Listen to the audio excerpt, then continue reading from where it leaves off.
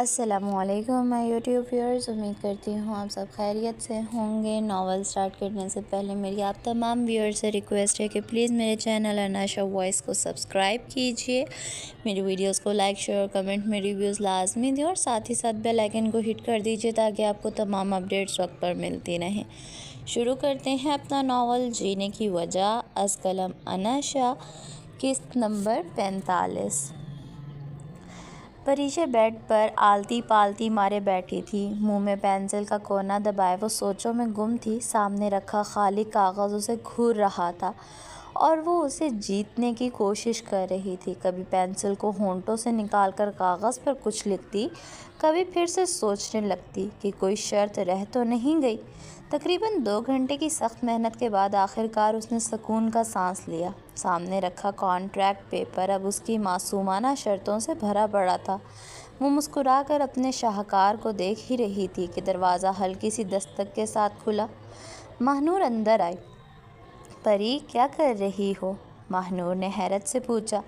پریشا نے پینسل کو سائیڈ پر رکھا اور شرارت بھری مسکراہٹ کے ساتھ کہا، کچھ خاص نہیں، بس ایک کانٹریکٹ پیپر تیار کر رہی ہوں۔ ماہنور نے ناسمجھی سے اس کی طرف دیکھا، جیسے سمجھ ہی نہ آئی ہو کہ یہ کس دنیا کی بات کر رہی ہے۔ کیا مطلب؟ پریشا نے قہقہ دبایا، پھر رازدارانہ انداز میں بولی، آپی، آج فرحاد یونیورسٹی آئے تھے اور انہوں نے شادی کی بات کی۔ ماہنور کے منہ سے بے ساختہ نکلا، اوہو۔ پریشا نے گردن اکڑا کر فخر سے کہا، لیکن میں نے صاف کہہ دیا شادی تبھی کروں گی جب وہ اس کانٹریکٹ پیپر پر سائن کریں گے۔ ماہنور نے تالیاں بجائیں، ارے واہ بھائی پریشا، تم نے تو موقع پہ چوکا مار دیا۔ پریشا نے مصنوعی سنجیدگی سے کہا، دیکھ لیں آپی، پھر مانتی ہیں نا اپنی بہن کو؟ ماہنور نے زور و شور سے سر ہلایا، بالکل مانتی ہوں بھائی، اب جلدی سے سناؤ کیا کیا شرائط رکھی ہیں؟ کوئی کمی پیشی ہو تو میں بھی بتاؤں۔ پریشا نے پیپر اپنے ہاتھ میں لے کر گلا کنکارا، جیسے کوئی بہت بڑا اعلان کرنے والی ہو، پھر معصوم سی مسکراہٹ دباتے ہوئے پڑھنے لگی۔ پہلی شرط، ہر ہفتے مجھے شاپنگ پر لے جانا فرض ہوگا، چاہے بارش ہو یا طوفان۔ ماہنور نے قہقہ لگایا، واہ واہ، بہت خوب۔ پریشا نے شرارت سے آنکھ دبائی اور اگلی شرط پڑھی۔ دوسری شرط، ہر مہینے کم از کم 3 بار گول گپے کھلانا لازمی ہوگا، اور اگر نہ کھلائے تو جرمانہ دینا پڑے گا، جو کہ میں اسی ٹائم ڈیسائیڈ کروں گی۔ ماہنور نے ہنستے ہوئے کہا، یہ تو ہونا ہی چاہیے۔ پریشا نے پھر پینسل پکڑی اور پیپر پر اگلی شرط کی طرف انگلی رکھتے ہوئے سنانے لگی۔ تیسری شرط، ہر ہفتے ایک دن مجھے گولے کھانے کے لیے اسپیشل آؤٹنگ پر لے جانا ہوگا، اور وہاں میں جتنے مرضی گولے کھاؤں، مجھے کوئی بھی روکے گا نہیں اور نہ ہی کسی طرح کو کوئی اعتراض کرے گا۔ ماہنور نے ہاتھ مار کر کہا، بھائی کیا بات ہے، فرحاد بھائی تو گئے کام سے۔ پریشا نے ہنستی ہوئی چوتھی شرط سنائی۔ چوتھی شرط، جب بھی میرا موڈ خراب ہوگا تو فرحاد فوراً آئس کریم لے کر آئیں گے، بغیر کسی بہانے کے۔ ماہنور نے قہقہ دباتے ہوئے کہا، بھئی یہ تو زبردست پیکیج بن رہا ہے۔ پریشا نے چہرے پر مصنوعی سنجیدگی طاری کرتے ہوئے کہا، اور 5ویں شرط بہت ضروری ہے۔ ماہنور نے آنکھیں پھیلائیں، کون سی؟ پریشا نے شرط سنائی، 5ویں شرط یہ ہے کہ جب بھی کوئی بات منوانی ہو، میں آنکھیں چھوٹی کر کے کہوں گی واقعی؟ تو فرحاد کو فوراً کہنا ہوگا ہاں۔ ماہنور ہنسی کے مارے بیڈ پر گرنے لگی، پری، تم تو فرحاد بھائی کی زندگی رنگین بنانے والی ہو۔ پریشا نے معصومیت سے کہا، آپ ہی زندگی میں تھوڑا رنگ ہونا چاہیے نا، ساری زندگی بور ہو کر گزاریں گے کیا؟ ماہنور نے مسکراتے ہوئے اس کے کاندھے پر ہاتھ مارا، بالکل صحیح کہا، چلو اب مزید سوچتے ہیں کہ اور کیا کیا شرائط شامل کی جا سکتی ہیں۔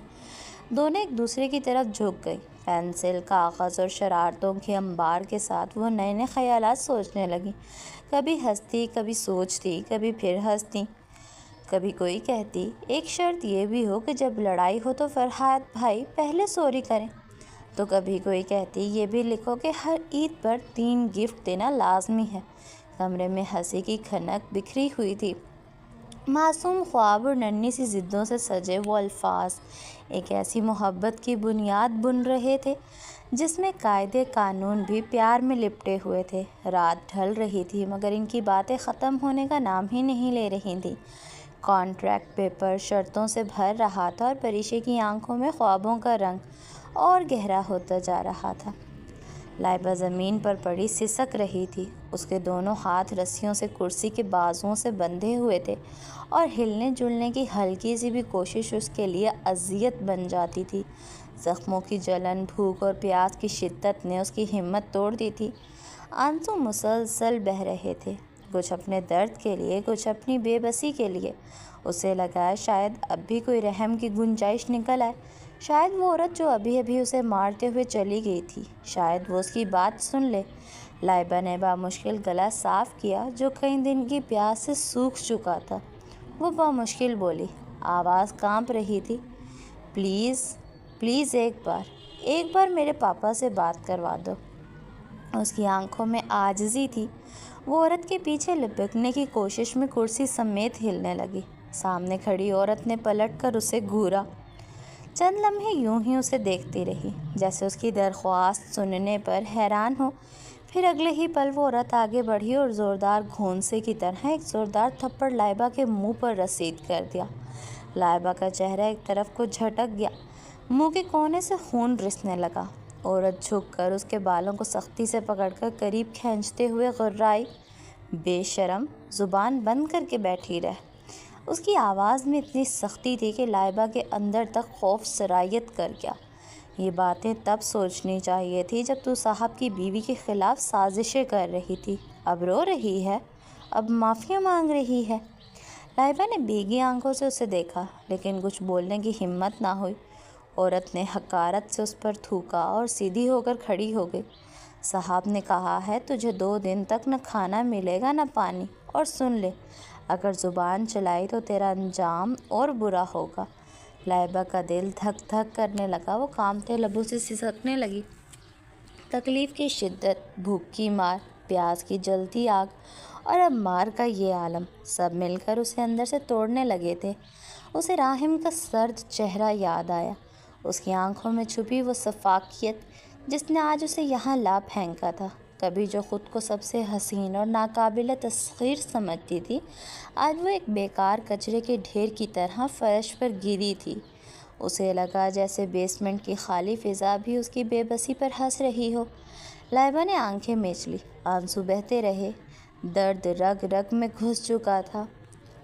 ارشمان کی پلکوں پر نیند کا دور دور تک کوئی گزر نہ تھا۔ کمرے میں ہلکی سی روشنی تھی جس میں جانان کا الجھا بکھرا وجود اسے کسی خواب کی مانند لگ رہا تھا۔ جانان جو 1 گھنٹہ پہلے ہی بے حد منتوں اور معصوم شکایتوں کے بعد سوئی تھی، اب گہری نیند میں تھی۔ اس کے بال بکھرے ہوئے تھے، ہلکی ہلکی سانسیں کمرے کی خاموشی میں مدھم ساز بن کر گونج رہی تھیں۔ ارشمان کی نظریں اس کے چہرے پر جم گئیں، اس کی نیند میں ڈوبی ہوئی پلکیں، ہلکی سی سرخی لیے گال اور وہ سانسوں کی روانی۔ ہر منظر، ہر احساس ارشمان کو بے خودی کی حد تک اپنی طرف کھینچ رہا تھا۔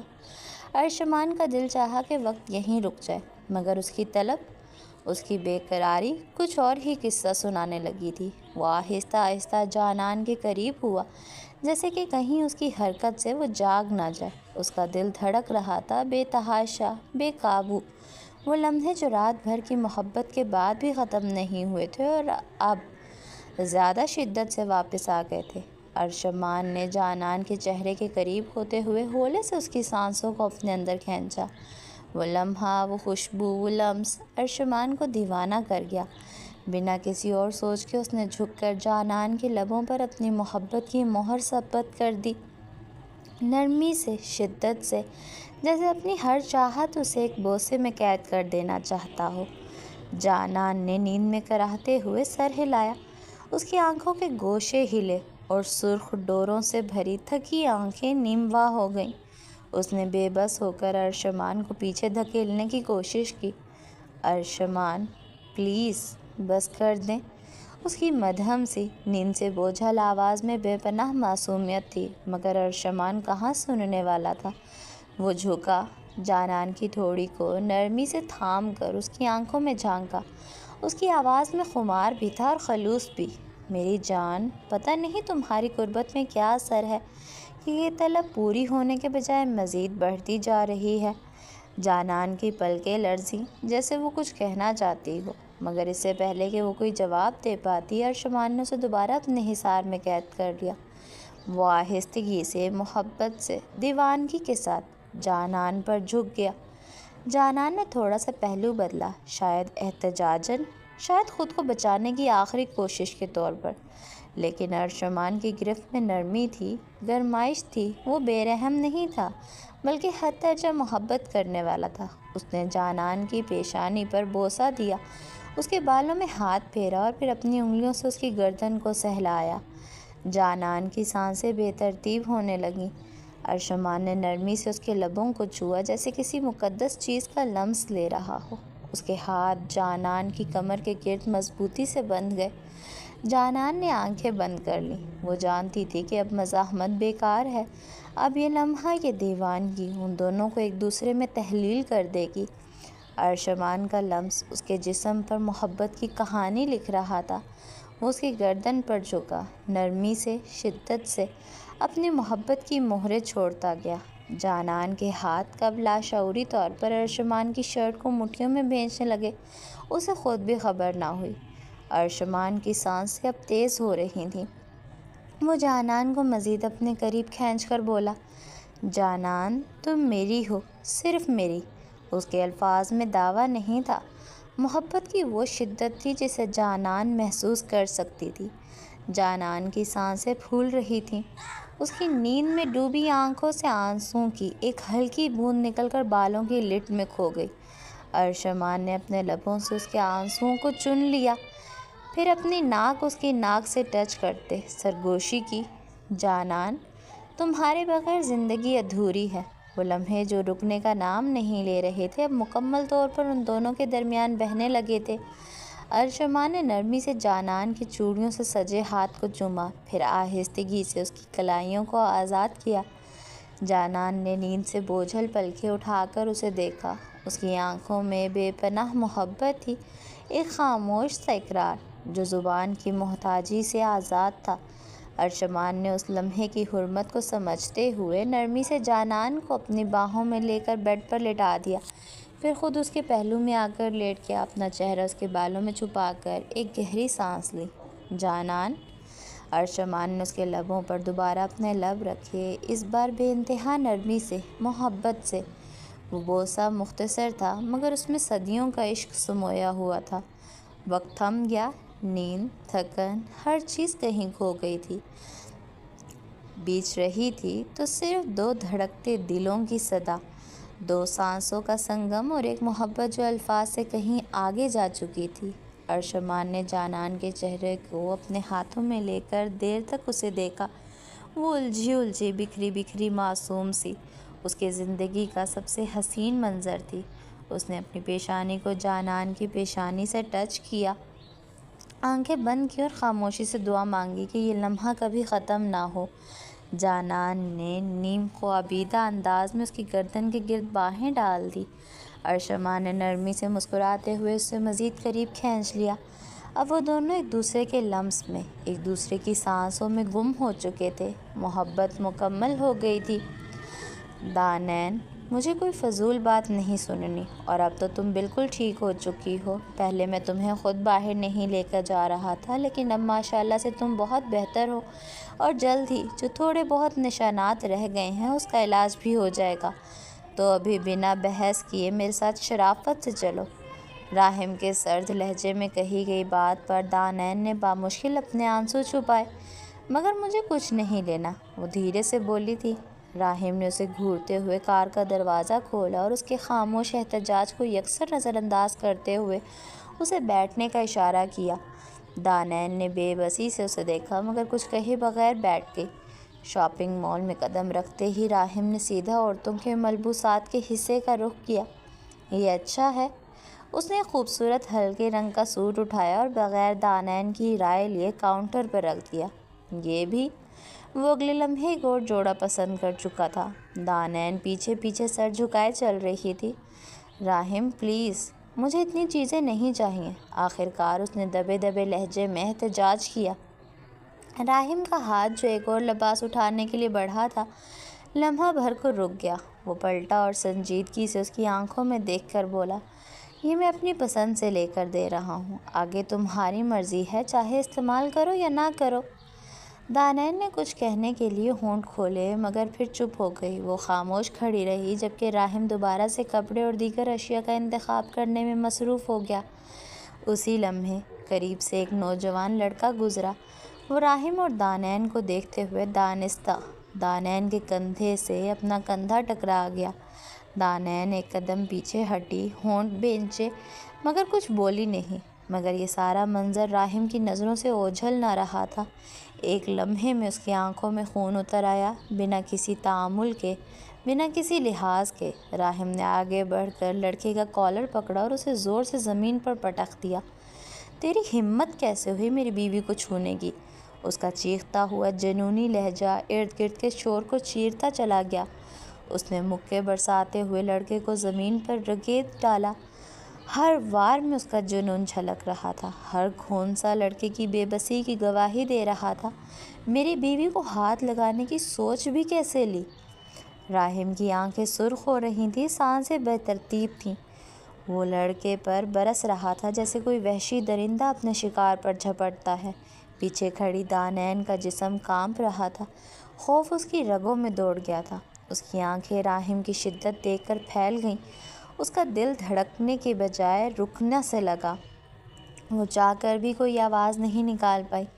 آخری منظر اس نے یہ دیکھا کہ راہم لڑکے کو ایک اور زوردار گھونسا مارتے ہوئے چیخا تھا، جان سے مار دوں گا اگر دوبارہ نظر بھی آئے تو۔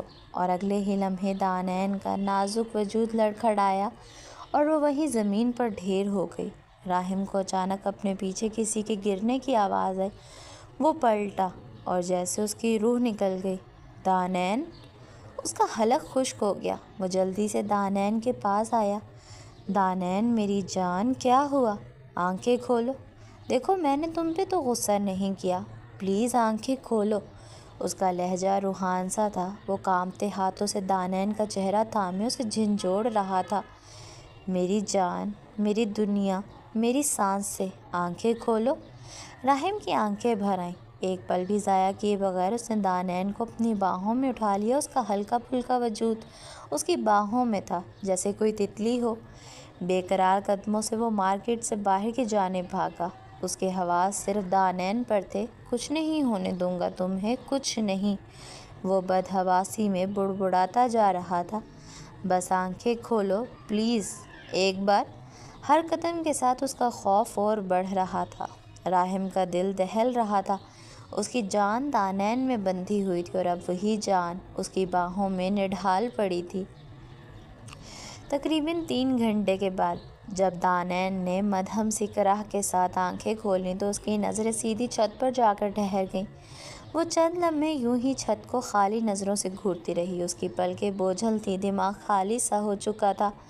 راہم جو تب سے اس کا ہاتھ تھامے بیٹھا تھا، جیسے ہی اس نے دانائن کی حرکت محسوس کی فوراً گھبرا کر اٹھ کھڑا ہوا۔ وہ جھک کر تیزی سے اس کے چہرے کے قریب آیا۔ دانائن میری جان، اس کی آواز تھر تھرا رہی تھی، تم نے تو مجھے ڈرا ہی دیا تھا، مجھے لگا جیسے میری سانسیں بند ہو رہی ہیں۔ راہم کی نظریں بے تابی سے اس کے چہرے پر دوڑ رہی تھیں۔ مجھے کچھ بھی سمجھ نہیں آ رہا تھا، بھلا کوئی ایسے بھی کرتا ہے؟ اس کی آواز میں شکایت اور محبت ایک ساتھ رچی ہوئی تھی۔ آئندہ اگر تم نے ایسا کچھ کیا تو میں تمہیں سزا دوں گا، قسم سے بہت برا حال کر دوں گا تمہارا۔ وہ اس وقت مکمل پاگل لگ رہا تھا۔ اس کی آنکھیں سرخ ہو چکی تھیں، سانسیں بے قابو تھیں، مگر دانائن جو اب بھی شوق میں تھی نے اس کی اتنی لمبی چوڑی بات کے جواب میں بمشکل ہونٹ ہلاتے ہوئے صرف ایک جملہ کہا، مجھے بابا کے گھر جانا ہے۔ یہ الفاظ سننا تھے کہ راہم جو ابھی تک اس کے اوپر جھکا ہوا تھا فوراً سیدھا ہو کر کھڑا ہو گیا۔ چہرے پر سختی آ گئی، آنکھوں میں ناراضگی کا طوفان امڈ آیا۔ مجھے تمہاری یہ روز روز کی ضد بالکل پسند نہیں دانائن، اس نے سخت لہجے میں کہا۔ لڑکیاں اپنے سسرال میں اچھی لگتی ہیں، وہی ان کا اصل گھر ہوتا ہے۔ اس کے الفاظ واضح اور دو ٹوک تھے۔ آج کے بعد میں تمہارے منہ سے یہ الفاظ نہ سنوں کہ تم نے اس گھر جانا ہے۔ اب اس کو میرا حکم سمجھو یا میری ریکویسٹ۔ دانین نے اس کی بات سنی، چند لمحے اسے خاموشی سے دیکھا، پھر آہستہ سے اپنی آنکھیں بند کر لی۔ وہ چپ ہو گئی تھی، بالکل چپ۔ راہم چند لمحے اس کی بند آنکھوں کو دیکھتا رہا۔ اس کے سینے میں ہلچل مچ گئی تھی، مگر خود کو سنبھالتے ہوئے وہ خاموشی سے روم کے ایک طرف رکھے صوفے پر آ بیٹھا۔ اس کی نظریں اب بھی دانین پر ٹکی ہوئی تھیں۔ وہ اپنی انگلیوں کو آپس میں الجھا کر کچھ دیر انہیں گھورتا رہا، پھر آہستہ سے سر اٹھا کر دانین کو دیکھنے لگا۔ ہر پل دل میں خوف سا تھا کہ کہیں یہ خاموشی پھر کسی دوری میں نہ بدل جائے، مگر زبان پر ضد تھی۔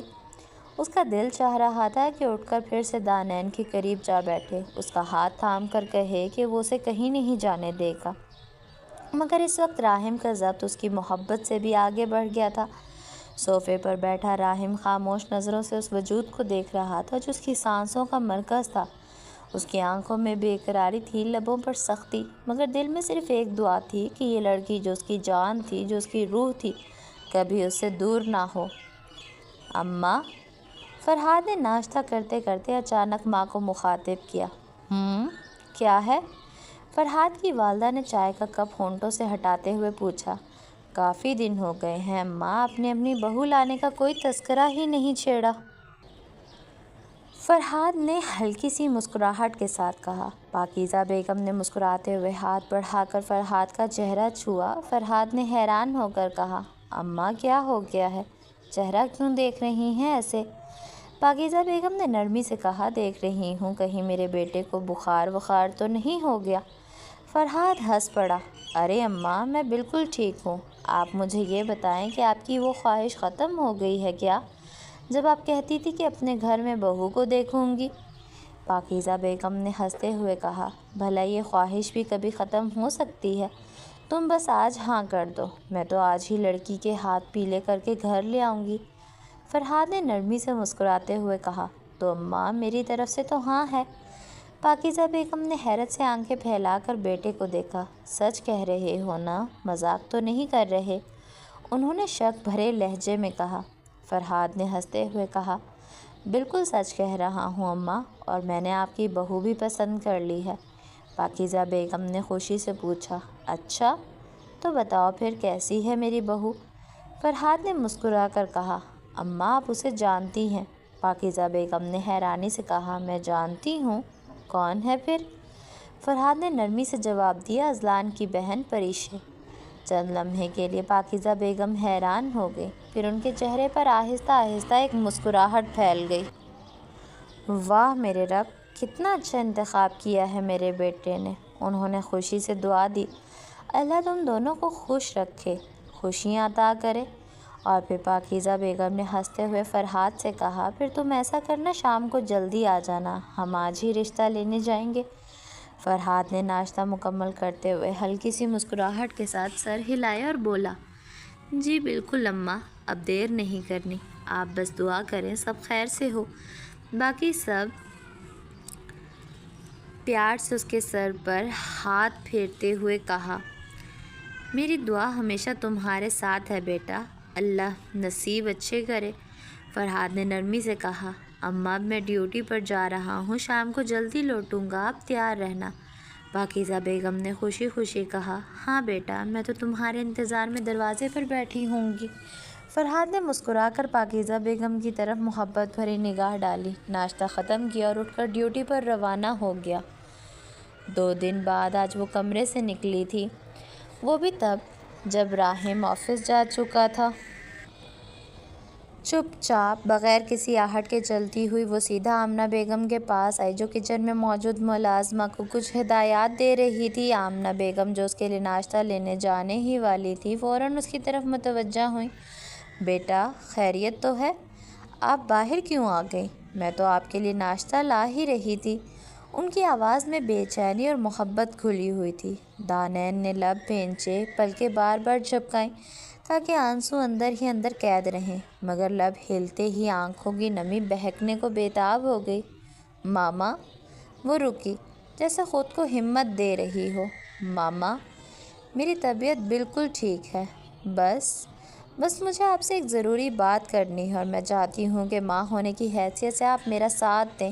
اس کی آواز اتنی دھیمی تھی کہ آمنہ بیگم کو آگے ہو کر سننا پڑا۔ آمنہ بیگم نے نرمی سے اس کے ہاتھ تھامے۔